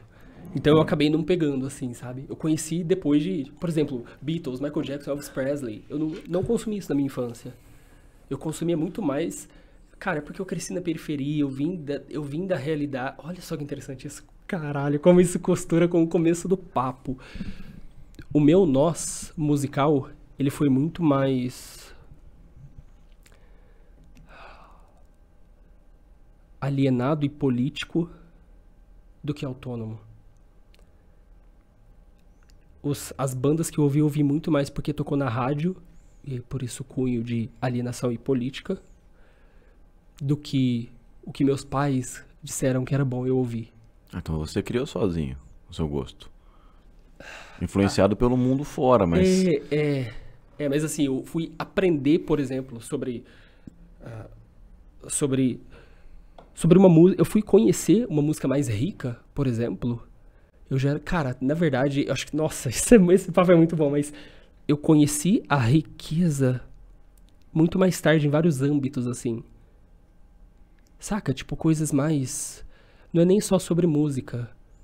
Sei lá, não tinha TV em casa até meus 20 e tantos anos, sabe? Legal. Tipo, de não ter reboque na parede, sabe? Então eu conheci muita coisa da vida de forma mais tardia. Então eu acabei não tendo essa fonte de ter uma cultura musical, por exemplo. Mas e a leitura? Você tem uma cultura intelectual também? Cara, o meu Vasta. pai lia muito. Meu pai sempre falou, lê, lê, lê, lê. Meu pai não conseguiu, por exemplo, fazer faculdade. Então ele falou, ó, nós somos em 4 irmãos. Nossa, que aí já entra em outro rolê, enfim. Mas ele falou, ó, leiam, leiam, leiam. Eu me lembro do meu pai lendo dicionário, cara. Ele gostava de ler dicionário e falava pra minha mãe tomar as palavras dele. Então minha mãe abria tal palavra e ele tinha que falar o significado. Seu pai faz o quê? Meu pai, ele é motorista da prefeitura de Ribeirão. E ele sempre trabalhou com isso. E eu me lembro dele tentando instruir, assim. E é louco, porque eu vejo que socialmente é sempre um lance de... Quem foi que falou? O Rafinha Bastos falou isso outro dia. Ele falou, cara, eu penso que é muito difícil alguém que ascenda muito socialmente falando. É muito raro. Geralmente a pessoa pega e leva o bastão um pouquinho mais à frente. Porque a hora que eu vejo meu pai, eu falo, caralho, meu pai evoluiu muito perto do meu avô. Da situação que ele teve, sabe? Só que eu olho pra situação dos meus pais, de como a gente cresceu, eu falo, meu Deus... Como que a gente cresceu assim, sabe? Hoje, com uma compreensão mais ampla do mundo. Só que ao mesmo tempo, a hora que eu penso, eu falo, tá, meu filho vai ter mais e... Enfim. Mas de se pensar. É de se pensar, né? Mas e aí eu acabei não tendo, cara, acesso conheci depois de mais velho, assim. Então hoje, quando eu ouço, eu acho legal, acho massa, só que eu não tenho um vínculo emocional. Eu ouço de uma forma mais técnica. E hoje, falando de novo da coluna do Leandro Carnal, ele fala, né, que a música e a comida, as coisas são ligadas à memória afetiva, né? É importante Total. isso, cara. Então é por isso que às vezes você se emociona com um cheiro, com uma música, com uma coisa específica. Tá, mas você acha que pegando na psicanálise tradicional, a memória afetiva ela é formada lá na sua infância, pré-infância, infância íntima, ou ela pode ser constituída agora? Se você ouvir tudo com a sua atual namorada? Total, cara. Eu acho que é sempre o que eu ouvi, as músicas que eu ouvi lá atrás figuravam as minhas emoções passadas. Tanto que, nossa, não sei se você já passou por isso. Cara, você já teve um perrengue assim, tipo de tomar um puta de um pé na bunda que te desorientou da vida? Ah, já. Aí assim, pelo menos eu tinha minha playlist de bad dessa época. Hoje, às vezes eu ouço essa playlist pra me sentir bem. Porque a hora que eu ouço, eu falo, caralho, eu tava chorando quando eu ouvi isso. Olha que legal. Eu tô muito bem, sabe? Então, eu acho que... Você ouve pra dar risada na cara, né? Fala, pô, acabou, Jéssica? Sabe? Então, Acabou.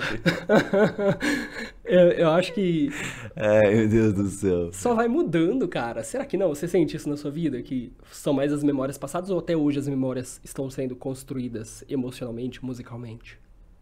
Não sei responder, não. Não sei responder, mas eu acho que a todo momento a gente construi. Talvez essa minha dor de não ter tempo pra fazer as coisas é uma dor de não estar construindo novas memórias. Caralho, mano, isso é caceta. É muito potente isso que você falou, cara.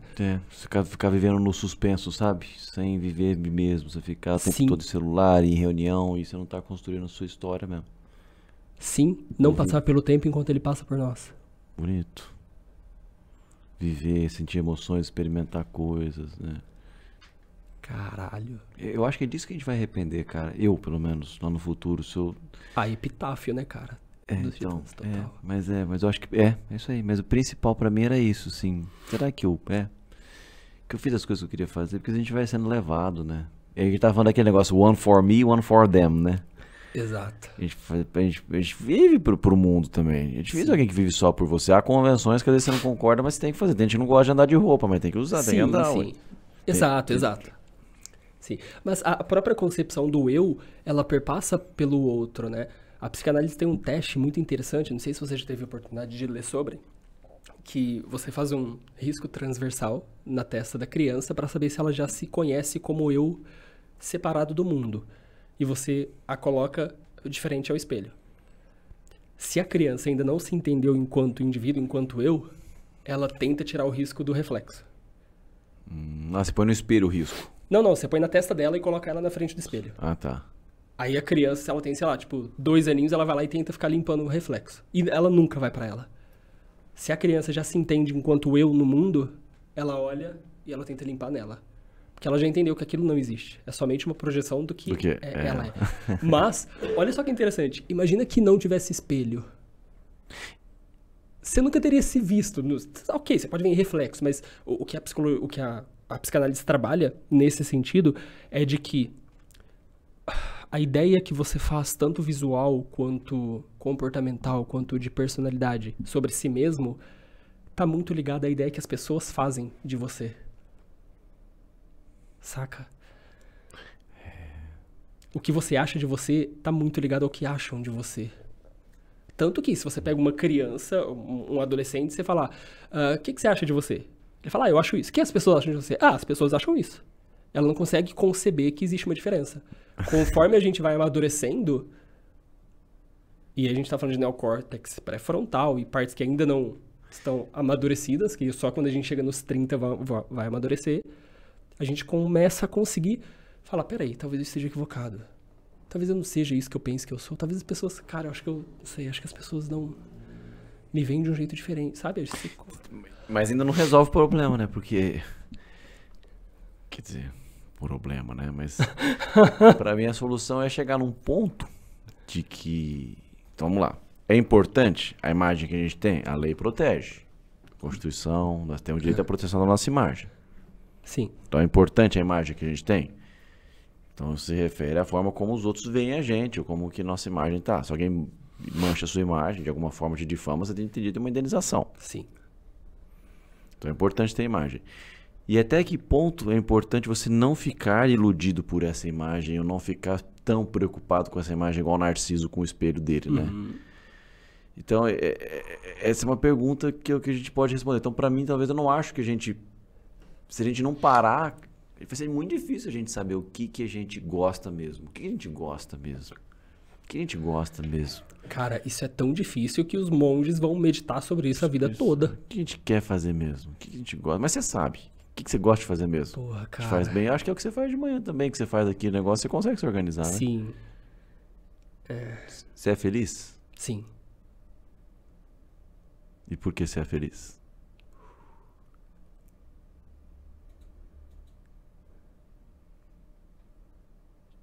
Não tem essa resposta. Mas é uma ótima pergunta. Você se vê feliz, cara?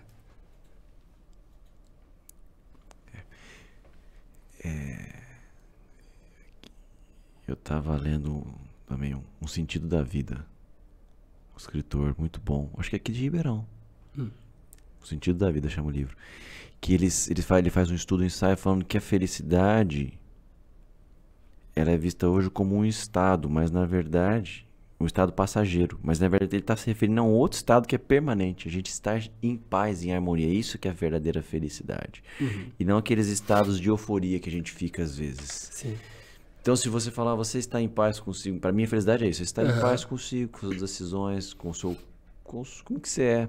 Aí eu acho que eu sou feliz. Eu acho que eu todo dia consigo chegar mais perto daquilo que eu quero. Aí é o seguinte: com base em que você sabe que é aquilo que você quer? Não sei, né? Mas é o coração. Eu gosto de ir no cinema. Amo ir no cinema. Então, vou fazer. Eu gosto de treinar, de ir na academia, de manter a forma. Bom, então. E fazendo essas coisas a gente fica bem, né? Sim. Agora você vê que a gente fica cheio de valores, né? Cheio de valores e princípios. Tem que ver o que pesa mesmo, o que não pesa, né? Por exemplo, a fidelidade. A infidelidade. Tem gente que não consegue ter um relacionamento. E nem quer fechado. Quer relacionamento aberto, mas não consegue fazer isso nem aceitar. A pessoa vive feliz? Ela vive com constante conflito, não é? Será? A pessoa que está num casamento e ela acha que aquilo que ela está fazendo é errado, mas ela não consegue. E não consegue superar isso. É de uma outra geração, de uma outra criação. Nossa, esse papo é muito bom. Eu super concordo, eu penso isso também. E eu acho que talvez as pessoas perdem a oportunidade de ver a fidelidade sob uma outra ótica. Opa! Eu penso que a fidelidade tem muito a ver com a renúncia, certo? Você renuncia a uma série de coisas para ser fiel, para se ater àquilo que de alguma forma você optou. Faz sentido? Para ser fiel a algo, você tem que renunciar a algumas coisas. Claro, não só num relacionamento. Exato, tudo. exato. E a renúncia as pessoas olham como uma privação da liberdade. Eu vejo a renúncia como o último estágio da liberdade. Aquela liberdade que você escolheu, né?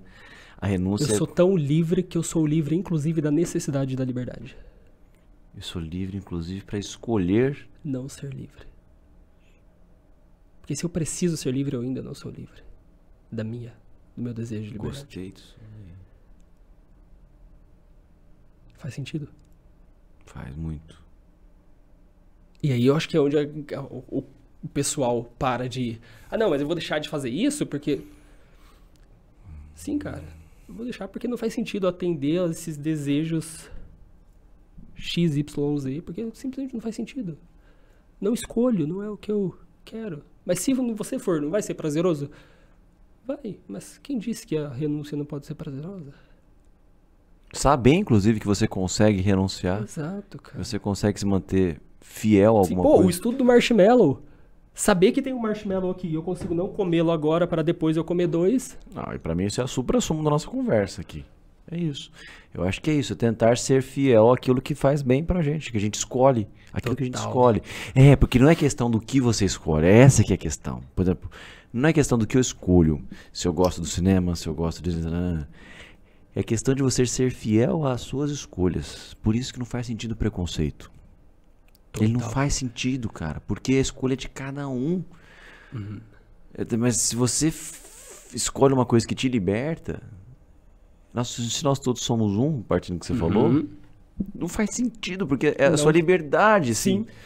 O cara tá feliz, a menina tá feliz, a pessoa se identifica como ela quiser. Ela tá em paz com aquilo. Sim. E aí, não faz sentido você querer botar uma marra na outra, né? Sim, mas eu penso, cara, eu não penso que o preconceito é... Outro tema importante, né? Eu penso que o preconceito é uma forma deturpada de exercício de uma carência inconsciente do ego. Exemplo. Eu sinto desejo por homem Mas o meu ego, por uma questão X, não quer que eu assuma esse desejo. Então é mais fácil eu rebater os homens que desejam outros homens. Tá. Porque, eu já comentei isso em outro podcast, todos nós temos milhares de defeitos, centenas de milhares. Defeitos ou características? Porque o que é defeito, o que é certo e o que é errado, né? Show, vamos pensar em característica. Todos nós temos milhares de características. Você ter milhares de características diz respeito sobre você. Uma delas me chama a atenção, diz respeito sobre eu. É verdade. Nesse sentido. Por que que dentro do, entre aspas, defeito da pessoa, que ela, por exemplo, ser homossexual, nesse exemplo que eu trouxe, que uma pessoa preconceituosa pode ter, por que que ela olha isso como defeito? Por que que ela não escolheu outra coisa pra julgar como defeito? Por que que ela escolheu olhar isso? Quem fez a escolha foi ela. O outro não é homossexual pra desagradar. E às vezes é uma escolha até inconsciente, né? E meu ponto é esse. É uma escolha inconsciente. Ela tá tentando sanar alguma questão do ego dela, alguma questão inconsciente que ela ainda não chegou na luz. E é somente um mecanismo. O preconceito não tem nada a ver com uma pessoa que foi tratada de forma vexatória ou qualquer coisa do tipo. Por mais que eu entendo que na sociedade tem as decorrências, mas o que eu quero dizer é, a nível psicológico, na minha visão, o preconceituoso, não aceito. Ele é somente um egoísta que tá usando uma característica do outro pra falar sobre ele mesmo. Ele não tá nem olhando o outro. Eu achei interessante isso aí. Preciso pensar. Escreve, tem muita coisa que você falou aqui, porque eu também não acredito em você concordar e fazer um papo amistoso. Não concordo, se eu não concordo, ué. Eu preciso pensar, ué. Me preocupo em ser autêntico, preciso pensar. Se falou uma coisa, eu preciso pensar, mas eu achei que já me abriu possibilidades, né? É igual o Sócrates, né? Ele que tá falando tudo que ele falava que ele não sabia, né? Só sei que nada sei. E a partir disso precisava sempre continuar com conhecimento, para continuar pensando infinitamente, porque não sei, para encontrar o que de fato ele sabia, ou seja, ele nunca tinha uma certeza absoluta de nada. Só a certeza absoluta de que precisava pensar, né? Mas isso não é muito louco, cara? Porque olha que interessante, a hora que você sentou aqui eu tive a percepção de você ser uma pessoa muito sábia. E você fez muitas perguntas. A resposta é a finalização de um pensamento. A pergunta é a abertura, não é? E quem está mais próximo da sabedoria? Aquele que está concluindo algo ou aquele que está abrindo um novo horizonte para tudo aquilo, sacou? Até porque como é que a gente vai saber o que é o certo, né? Exatamente. Bonito. Obrigado pelo elogio, eu considero um elogio. E o que é percepção? Você acha que a percepção também é um olhar de pré-conceito, não preconceito? Você acha que a percepção também, ou ela tem mais a ver com a questão de energia, de afinidade, com a questão de detalhes que você olha, de constatação? Cara, eu acho que a percepção tem um pouco do lance que a gente falou do preconceito. Ela é um pouco egoísta também. Porque olha, eu vou falar de uma parada que eu tenho consciência. Legal, tá? Hein? Do meu ego. A hora que a gente começou a conversar, eu falei, eu preciso ser mais como esse cara. Ele sentou e perguntou várias coisas. Que inteligente, que legal, que sábio. Eu falei, porra, no final do dia, ele vai terminar a cartilha dele com muita coisa que ele aprendeu. Falei, porra, não porque sou eu, não é isso que eu quis dizer. No sentido de que, se você é assim aqui, é provável que você seja assim na sua vida. Falei, se ele tem esse olhar de criança no sentido mesmo, mas é isso aí. de como que faz isso? Como que é aquilo? O que você pensa sobre isso? Você tem um nível de inputs muito maior. Então, nesse caso, por exemplo, a percepção, eu acho que no meu caso aqui, perpassou um pouco pelo lance de admiração, sabe? De falar, é ali que eu quero chegar. É nisso aí. Mas é diferente, porque você saiu do campo do preconceito. Você constatou. Você teve um conceito, né? Sim, é uma autoanálise aqui rápida, mas decorrente de terapia e de... Eu também aprendi muito aqui, muito mesmo. Inclusive, a saber que eu pergunto, que bom saber. Inclusive, é saber, aprendi agora eu vou até me acolher mais, saber que... Porque a gente se julga demais, né? Você se julga muito? Acho que a gente é muito injusto com a gente, cara. Isso é outra coisa que eu tento tirar do meu dia a dia. Não tentar me julgar tanto, sabe? Pelos erros. Pelas coisas. Eu sou um ser humano. A gente faz merda. Total, cara. Direto, mas saibam que eu não faço por maldade. Eu sou um ser tentando viver, né? Tentando aprender, tentando viver da minha música. Eu comecei como advogado e não dava pra mim, cara. Meus pais são da área do direito, todos muito bem-sucedidos, vieram de famílias muito simples. Muito simples. Meu pai estudou, os pais deles eram analfabetos. O pai do meu pai, né? Minha mãe também é minha mãe é minha heroína. Então, minha maior confidente, conversamos de tudo. A minha mãe é meu norte, é meu farol, né? E eu fico me perdendo de tanto que eu tô pensando. O que eu tava falando mesmo? Não, mas... Tá. E a advocacia não me era suficiente. Você precisa de... Vai controlando o tempo, tá tão gostoso. A minha advocacia não era suficiente. Eu cheguei num dia, eu tava com 25 por aí, uma das namoradas do DiCaprio, né? O DiCaprio era da vida, né? Me terminou comigo. E eu tive uma crise, cara. Tive uma crise violenta. Falei, o que eu tô fazendo? Eu tô vivendo... Porque era o Vitão. Era o Vitão de todo mundo, filho do fulano, o Vitão, não sei o quê. Eu tava vendo a vida traçada, cara, pelos outros. Caraca. E a gente se sente muito... E aí eu vivi em guerra, vivia muito mal. Eu tive uma crise, teve um dia que eu não consegui levantar na minha cama. Mas no sentido de ser cativo de uma linha sucessória? De alguma forma, você diz? De demandas de vida. Não necessariamente de assumir algo, mas de... Putz, se é esse o caminho que meus pais fizeram, esse é o caminho que eu tenho que ir, nesse sentido? Ou... Eu acho que a gente sempre escolhe, por mais que a gente sempre escolhe... Cara, é outro nível de consciência, isso é muito bom, cara. A gente escolhe ainda que seja realmente o mais confortável, né? Por isso que eu tento não ficar fazendo escolhas confortáveis. A gente tenta fazer o que é mais confortável, sem pensar muito. Por isso que eu acho que você falou do pensar, eu falei, tem uma frase, acho que é do Sócrates também, né? A mãe a certeza é a mãe de toda a ignorância, né? Eu acho que a gente sempre escolhe. Eu vou seguir o caminho do meu pai, porque eu acho que é o certo, da minha mãe, porque eu não sei o que, família, Deus. A gente vai seguindo, né? O que a gente vai...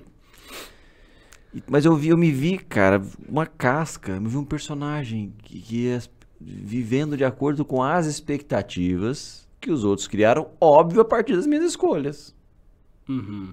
Sim. Mas eu falei, não é essa a minha escolha, o que eu gosto mesmo? Cheguei para meus pais e falei, gente, eu não gosto, o direito não é a minha primeira escolha. Eles, como assim? Achavam que eu ia prestar concurso, que eu ia fazer. Assustaram. Como assim? Não, gente, eu não gosto. Larguei tudo. Eu fui morar em Nova York. Vivia na rua, vivia tocando na rua, cara. Vivia na rua não, vivia tocando na rua, pegando dinheiro no metrô, nos bares. Pra você é mais fácil porque sua família já estava estabilizada? Sim, pra mim é mais fácil, minha família já estava estabilizada. E eu aproveitei. Sim. Então eu acho que é questão de você saber aproveitar. Exato. E não tem... Desejo isso a todo mundo. Não tem demérito nenhum disso. E eu não sei, não. Eu tava conversando com o meu psicólogo. Eu acho que a gente acha porque aquela pessoa... Por exemplo, vamos dar um exemplo. Elon Musk.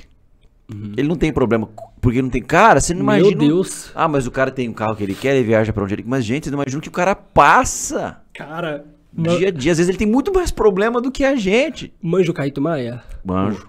Uma vez eu tô trocando ideia com ele. E aí... ele é músico também, né? Formado. Aí eu falei... Na época eu tinha um estúdio de produção musical. Aí eu falei... Caíto... Você tinha? Eu tive um estúdio de produção musical. E aí eu falei, cara, eu tenho um estúdio, mas assim, no fundo de uma casa eu não tenho recurso pra marketing. Esse estúdio, tipo, eu subi, eu bati massa de cimento real pra subir, sabe? Assentar tijolo e... Que massa. Foi, literalmente, que massa.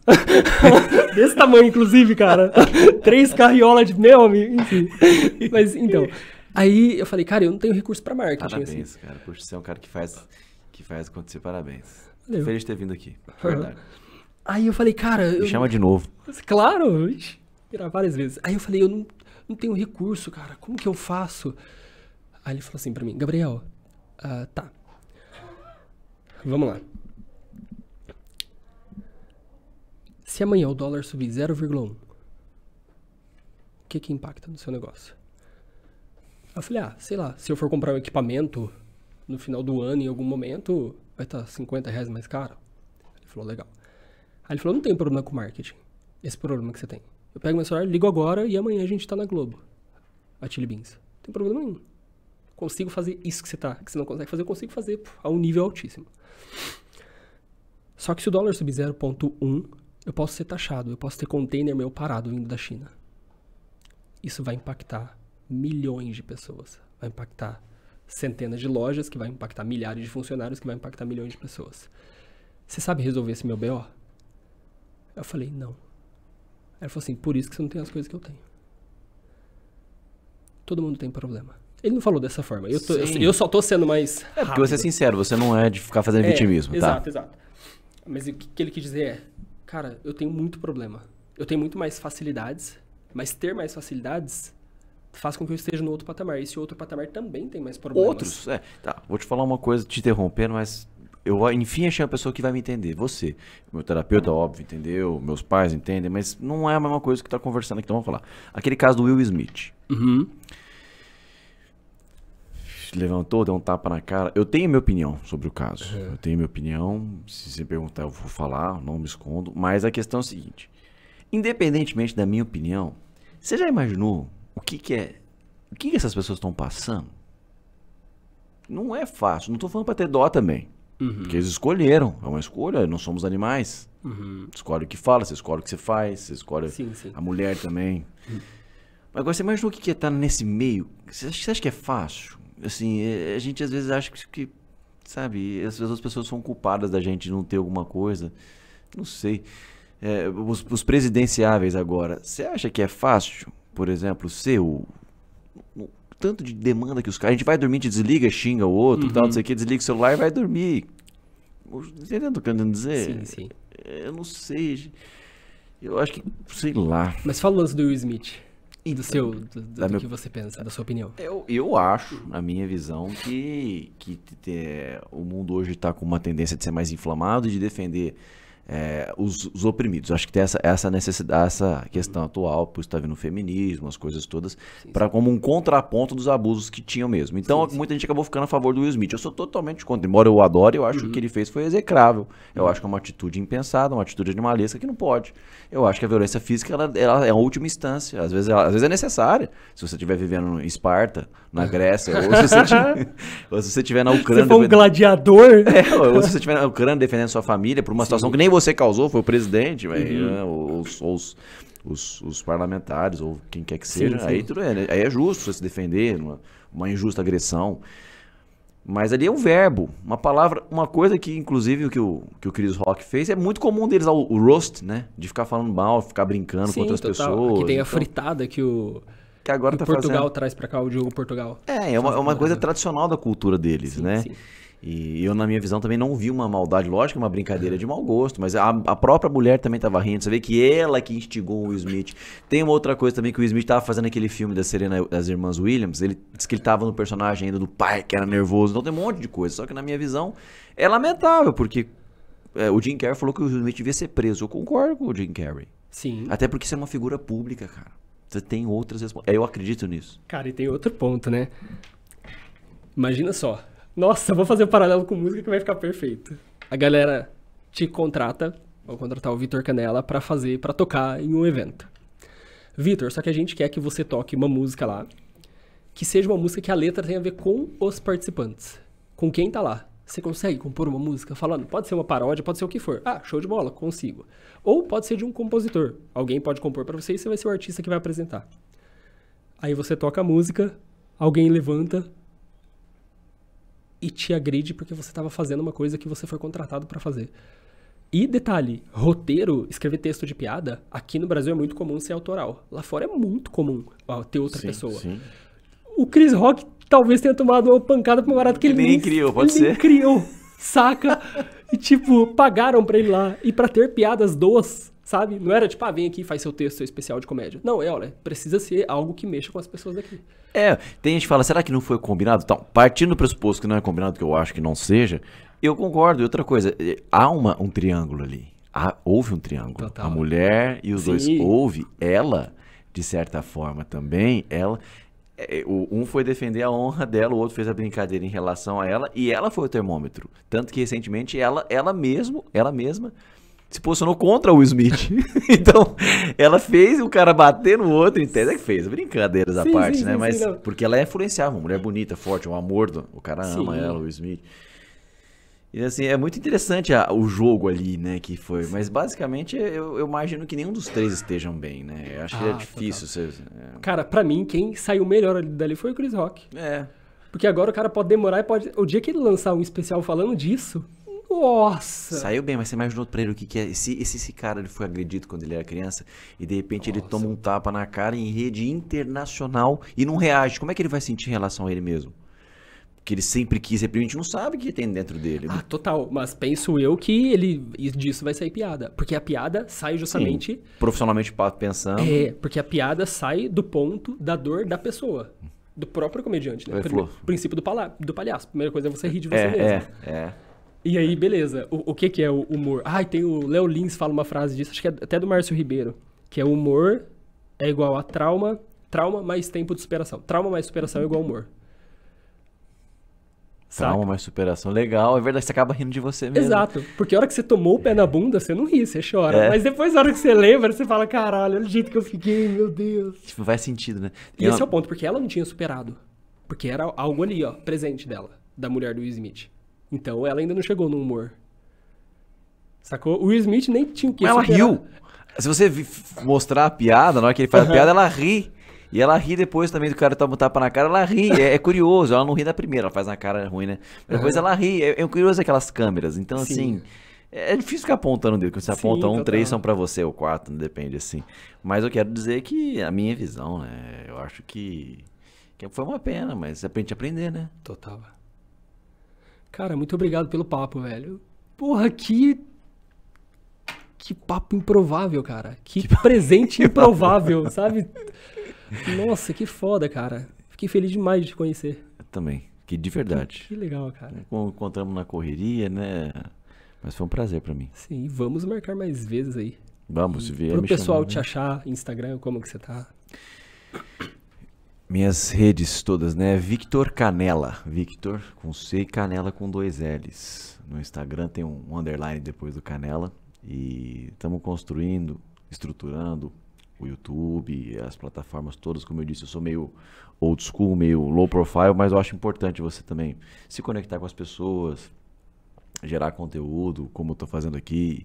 Sim. E foi exatamente o que eu queria. Agradecer muito a Juliana, que ajudou, que providenciou isso, porque foi uma coisa de exposição, mas num nível que eu gosto muito, intelectual, trocando coisas, abrindo perguntas. E eu tô muito feliz de ter vindo. Obrigado, viu? Legal, cara. O que precisar aí, que eu consegui ajudar com a parte de mídias, cara, conta aí com a ajuda que eu...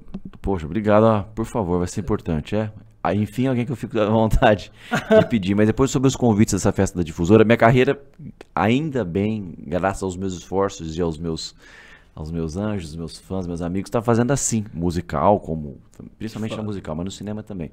Então a gente vai fazer uma festa muito importante. Vou tocar numa festa da Festa da Difusora de 33 anos. Vai ter o Gavin James, que é um artista irlandês, que está fazendo um sucesso lascado. E a gente vai presentear você, tá? E precisa sortear entre os seus ouvintes, seus parceiros aqui, tá? Fechou, cara. Obrigado, viu? Cara, muito obrigado. E você que acompanhou até agora, se inscreva no canal, ative o sininho, deixe seu like. E é isso aí, gente. Até o próximo. Vê outros episódios também aqui. Tem a maratona do podcast. E é isso. Valeu!